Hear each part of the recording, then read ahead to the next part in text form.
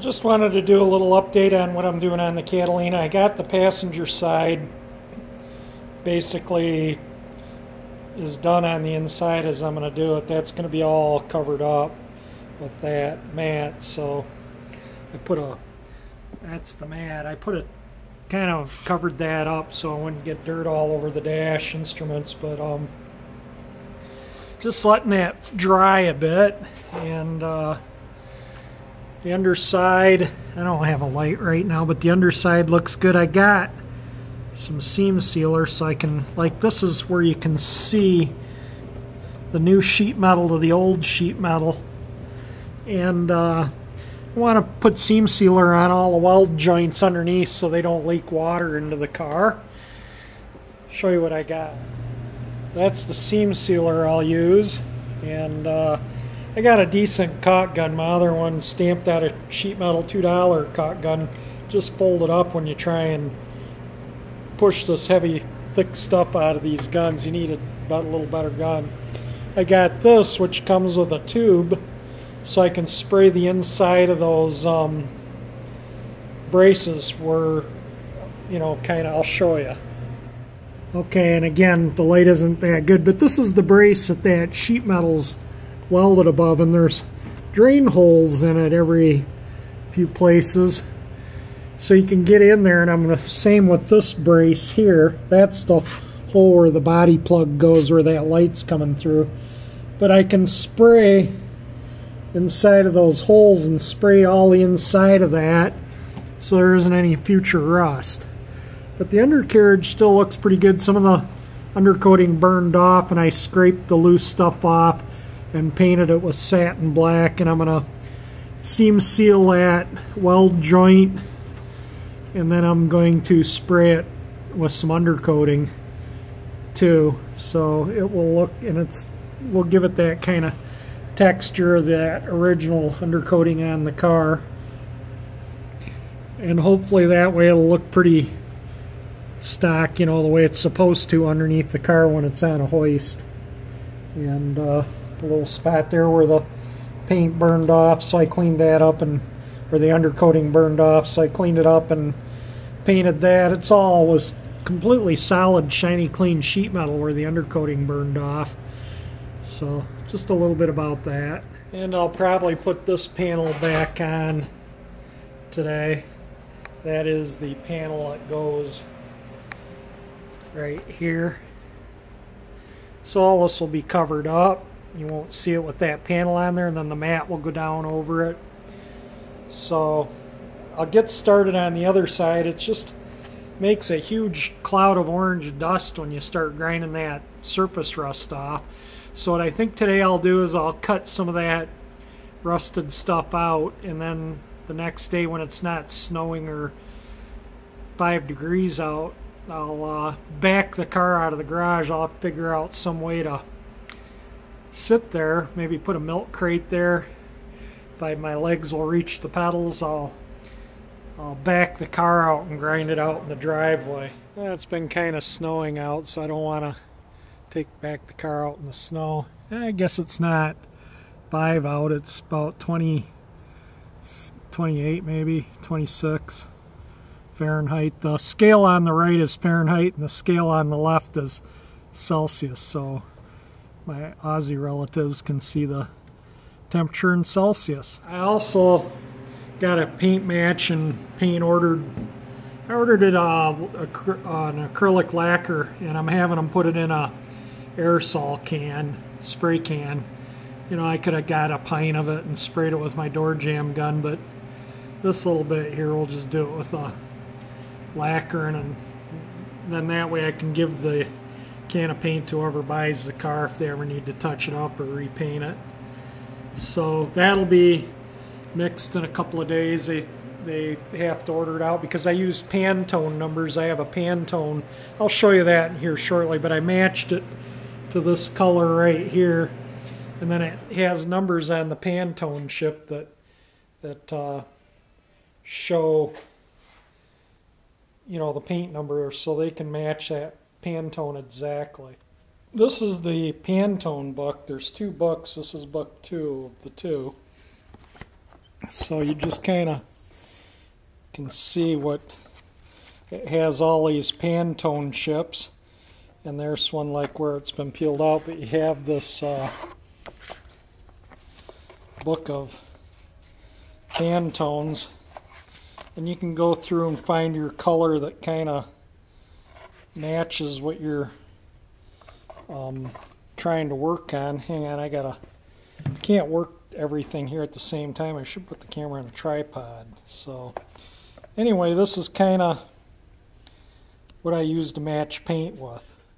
This is the Pantone color and the number. So if anyone wants to try and get paint mix to match their dashboard and they don't want to take a piece off to have it done, you can probably use this. Some places will have the Pantone colors and some won't. Whoops.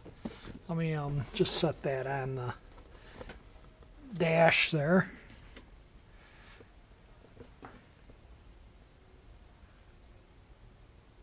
And it's a pretty good match. I don't think you're going to get anything closer. And it's not like I'm painting like this or this and then one's going to still be the other. Then I would pull the trim off and have it match so it would be an exact match. But being that this is going to be back here, I don't think if there's a hair bit of difference you'll notice the difference in the paint color. But that matches where it's still got paint on there too, a little bit that's not faded on the edge. So it was definitely the darker of the two colors of the dashboard that package tray was painted. So the Pantone number, again, if you can't see it in the video screen, is 19-1619, and then it's TPG. And I'm having it mixed in acrylic lacquer. For interior pieces like that, lacquer's a little better because it'll give you a little bit of a matte finish. So it'll look nice. Okay, I put some of this back together. I put the steel trim wire guide plate back on.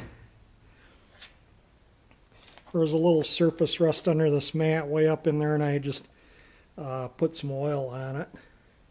Oil is the best thing to stop rust. I drilled out the holes for the seat bolts.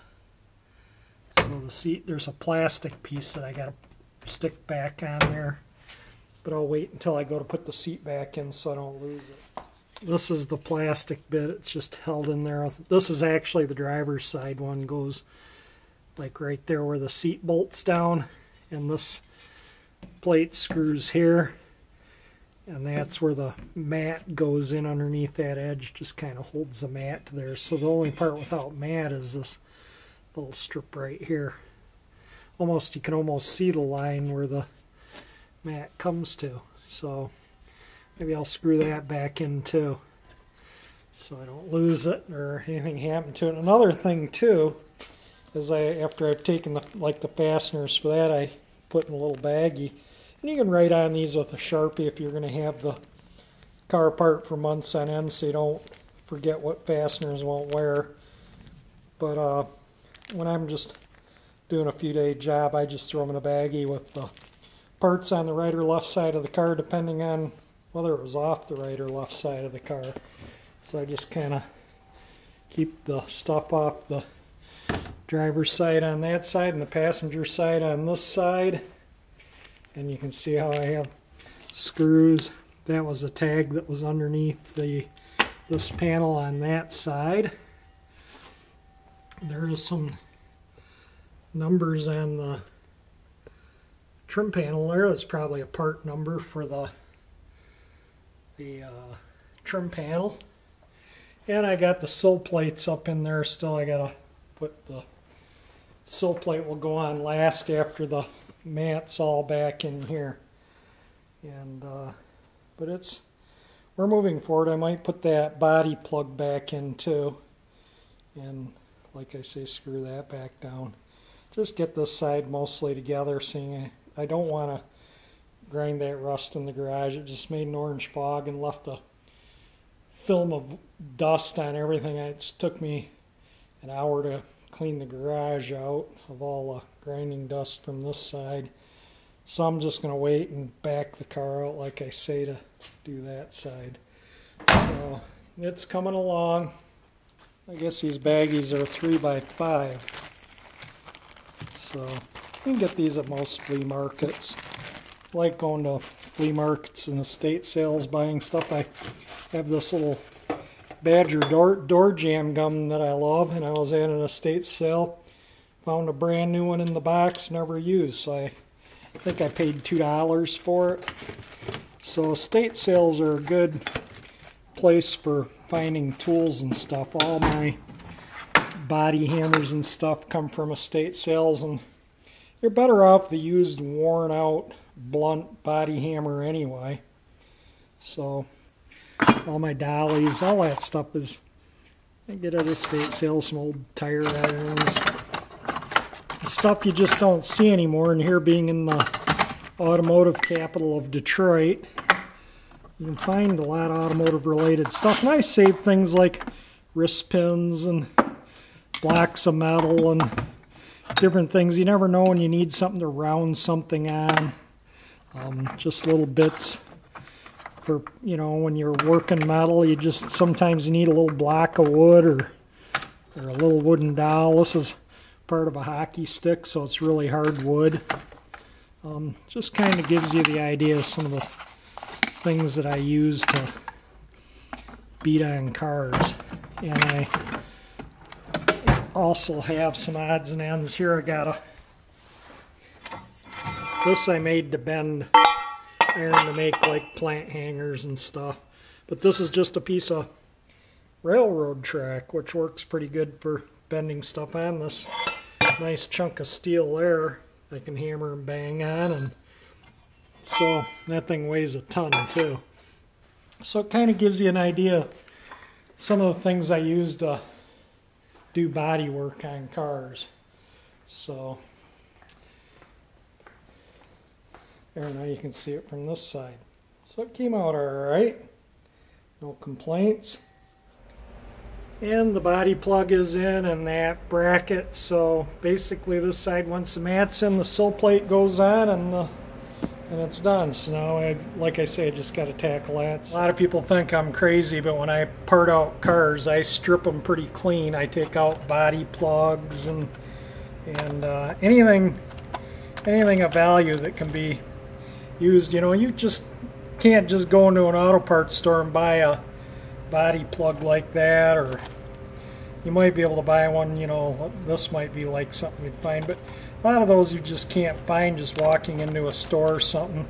So whenever I strip out cars or part them out, I pop out the body plugs, always save all the fasteners, and you know, if you need a seat bolt or a fender bolt or anything of that nature, you just go into your hoard of whatever you've saved and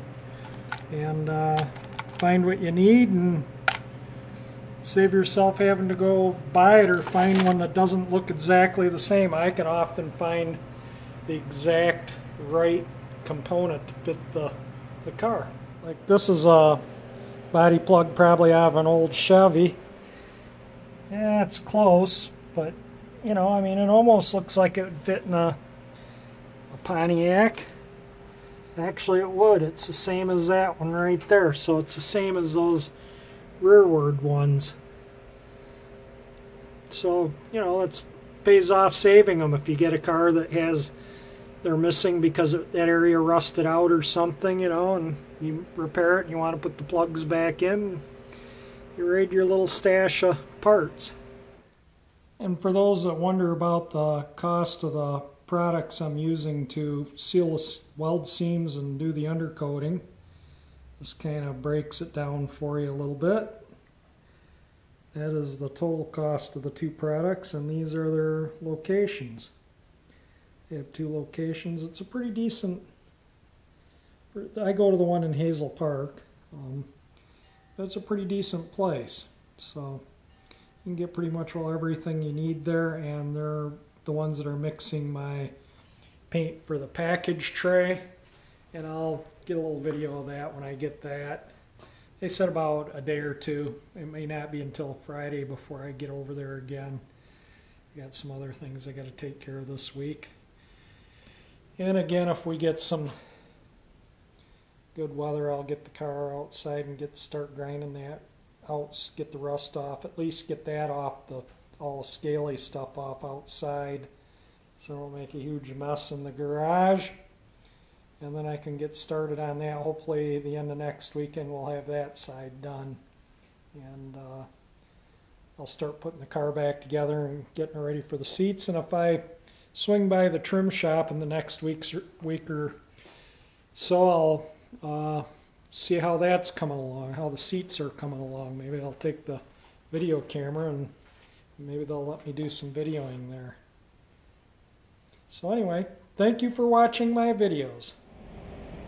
I don't know if the snow shows up or not, but it's snowing pretty darn nice right now. Really beautiful outside. Still have the lights in the snow fountain chair. I should go turn them on. I've been using the Escape to go everywhere unless I need to haul stuff. The truck's kind of a pain to park, and you know, it's a big vehicle, and I washed it really good with the garden hose the day it was 55 degrees out, get all the salt and dirt off of it. So unless I have to take it out, I don't. It's, like I say, pain to park. And the Escape's a little better on gas than the truck too. It's a 2008 F-150. So it has the 4.6 liter V8 in it. Some of my favorite things about this truck is I like the vinyl seats. They're easy to keep clean, but the best part of this truck is it's got a rubber mat like in the Pontiac. I love it. I just use door mats for floor mats. It's so easy to keep clean. I've never vacuumed this truck out ever. Just open all the doors and take the leaf blower and blow it out once in a while. It stays pretty clean. I would actually, if I ever ordered a new truck, I'd order it with this mat as opposed to carpeting in a pickup. That should be standard in all pickups. It's amazing. I love it. And the truck has 79,000 miles on it. Not too bad. Oh, wait. I've had people ask about the truck, so that's why I thought I'd just add this a little bit to the video. So it's a 4.6 liter V8. Does a job, tows the cargo trailer, no problem. I don't overload the truck, but it tows really well with that small V8. I think it's in a cubic inch equivalent. The 281 or the 4.6 liter is 281 cubic inches. I think eventually what I'd like to do is take this panel off and put one on and paint it body color here, and maybe find some chrome bumpers eventually. But this is the way the truck came from the factory. I bought the truck. It was a 2008 that was still on the lot in 2009. That was when the recession was at the hardest, so I got a stellar deal. I had two 2008s left on the lot, and this was well into 2009 when I bought this truck. It had 1,100 miles on it, I think. It was a salesman's demo when it was new. Well, it looks nice in the snow.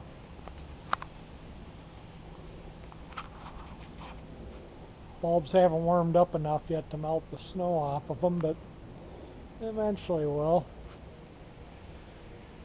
And while it's snowing out, I've taken all the other lights down except for these. Just thought I'd leave these up for a little backyard light in the night while it still gets dark early.